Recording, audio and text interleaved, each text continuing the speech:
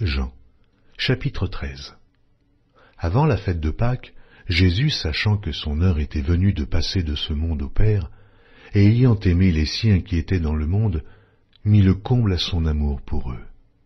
Pendant le souper, lorsque le diable avait déjà inspiré au cœur de Judas Iscario, fils de Simon, le dessein de le livrer, Jésus, qui savait que le Père avait remis toutes choses entre ses mains, qu'il était venu de Dieu, et qu'il s'en allait à Dieu, se leva de table, ôta ses vêtements, et prit un linge dont il se ceignit. Ensuite, il versa de l'eau dans un bassin, et il se mit à laver les pieds des disciples, et à les essuyer avec le linge dont il était ceint. Il vint donc à Simon-Pierre, et Pierre lui dit, « Toi, Seigneur, tu me laves les pieds ?» Jésus lui répondit, « Ce que je fais, tu ne le comprends pas maintenant, mais tu le comprendras bientôt. » Pierre lui dit, « Non, jamais, jamais tu ne me laveras les pieds. » Jésus lui répondit, « Si je ne te lave, tu n'auras point de part avec moi. » Simon-Pierre lui dit, « Seigneur, non seulement les pieds, mais encore les mains et la tête. » Jésus lui dit, « Celui qui est lavé n'a besoin que de se laver les pieds pour être entièrement pur. Et vous êtes purs, mais non pas tous. » Car il connaissait celui qui le livrait. C'est pourquoi il dit, « Vous n'êtes pas tous purs. » Après qu'il leur eut lavé les pieds et qu'il eut pris ses vêtements, il se remit à table et leur dit, « Comprenez-vous ce que je vous ai fait? Vous m'appelez Maître et Seigneur, et vous dites bien, car je le suis. Si donc je vous ai lavé les pieds, moi, le Seigneur et le Maître, vous devez aussi vous laver les pieds les uns aux autres, car je vous ai donné un exemple, afin que vous fassiez comme je vous ai fait. En vérité, je vous le dis, le serviteur n'est pas plus grand que son Seigneur, ni l'apôtre plus grand que celui qui l'a envoyé.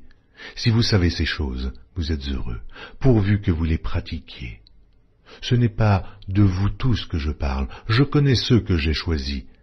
Mais il faut que l'Écriture s'accomplisse. Celui qui mange avec moi le pain a levé son talon contre moi. Dès à présent je vous le dis, avant que la chose arrive, afin que, lorsqu'elle arrivera, vous croyez à ce que je suis.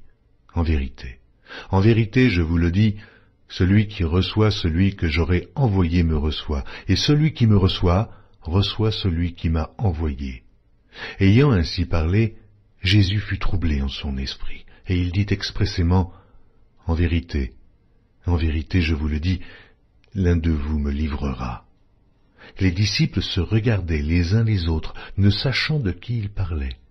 Un des disciples, celui que Jésus aimait, était couché sur le sein de Jésus.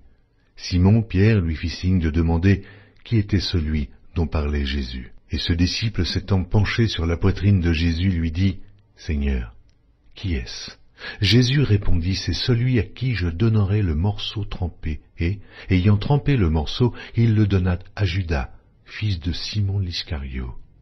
Dès que le morceau fut donné, Satan entra dans Judas. Jésus lui dit, « Ce que tu fais, fais-le promptement. » Mais aucun de ceux qui étaient à table ne comprit pourquoi il lui disait cela, car quelques-uns pensaient que, comme Judas avait la bourse, Jésus voulait lui dire, « Achète ce dont nous avons besoin pour la fête », ou qu'il lui commandait de donner quelque chose aux pauvres. Judas, ayant pris le morceau, se hâta de sortir. Il était nuit. Lorsque Judas fut sorti, Jésus dit, « Maintenant, le Fils de l'homme a été glorifié, et Dieu a été glorifié en lui. Si Dieu a été glorifié en lui, Dieu aussi le glorifiera en lui-même, et il se glorifiera bientôt. Mes petits enfants, je suis pour peu de temps encore avec vous. Vous me chercherez, et, comme j'ai dit aux Juifs, vous ne pouvez venir où je vais. Je vous le dis aussi maintenant. Je vous donne un commandement nouveau. Aimez-vous les uns les autres comme je vous ai aimés. Vous aussi, aimez-vous les uns les autres.